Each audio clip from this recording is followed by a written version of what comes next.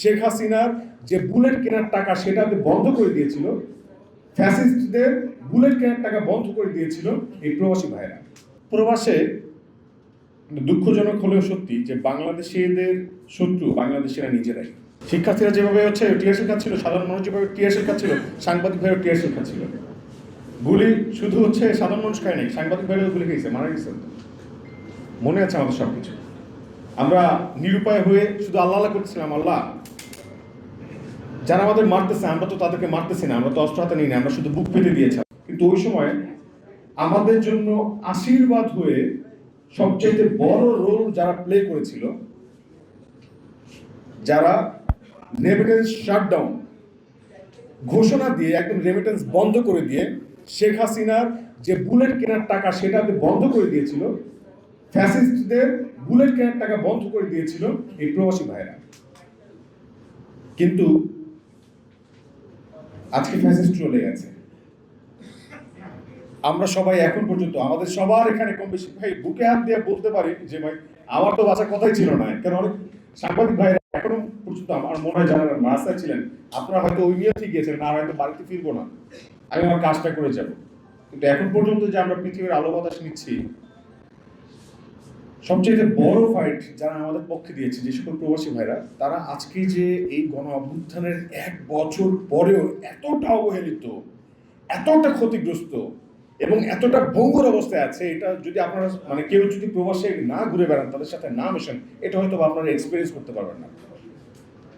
গত বছর উমরা যাওয়ার পরে জাস্ট প্রবাসীদের সাথে কিছুদিন মিশেছিলাম, তো তারপর থেকে প্রবাসীদের সাথে আমার কিছুটা সখ্যতা তৈরি হয়েছে এবং তারা মাঝে মাঝে সোশ্যাল মিডিয়া কল্যাণে মেসেজ পাঠায় যে ভাই আমরা এই অবস্থায় আছি। আমরা মাঝে মাঝে চেষ্টা করি আমাদের বন্ধু বান্ধব নিয়ে, আমাদের টিম নিয়ে তাদেরকে পরামর্শ দেওয়া বা কিভাবে প্রবলেমটা সলভ করা যায় সেভাবে পরামর্শ দেওয়া।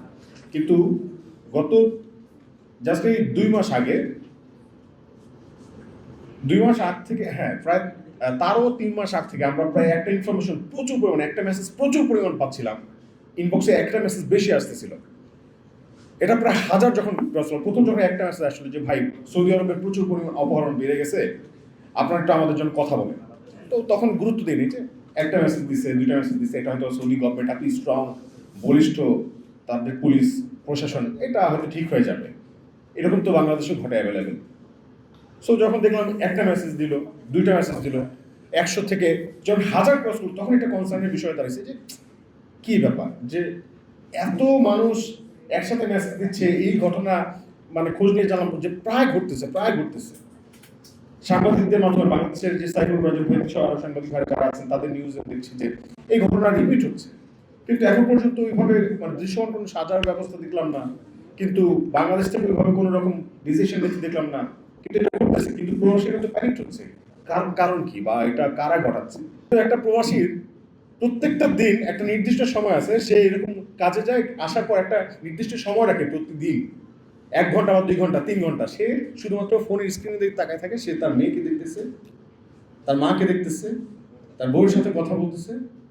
একটা অদ্ভুত জীবনযাপন, এতটা প্যাথেটিক, সেগুলো অবজার্ভ করার একটা সুযোগ হয়েছে। সেখান থেকে দেখলাম যে প্রবাসে দুঃখজনক হলেও সত্যি যে বাংলাদেশিদের শত্রু বাংলাদেশিরা নিজেরাই।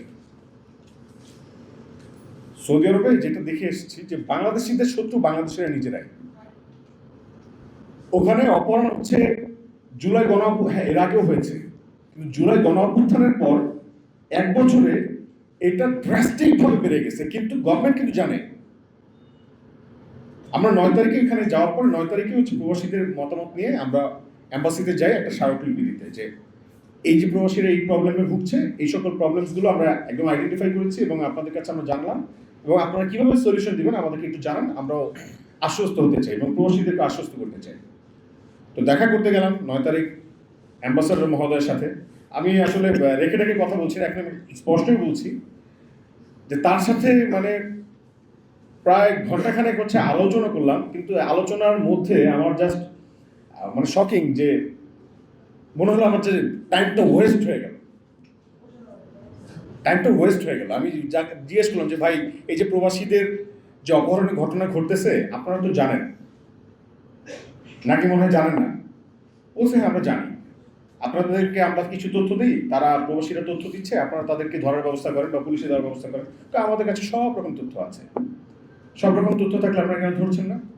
বলছে যে আমরা তো ধরানোর জন্য পুলিশে ধরাই দেই, ধরাই দেওয়ার পর যারা ভিকটিম তারা সাক্ষী দিতে আসে না।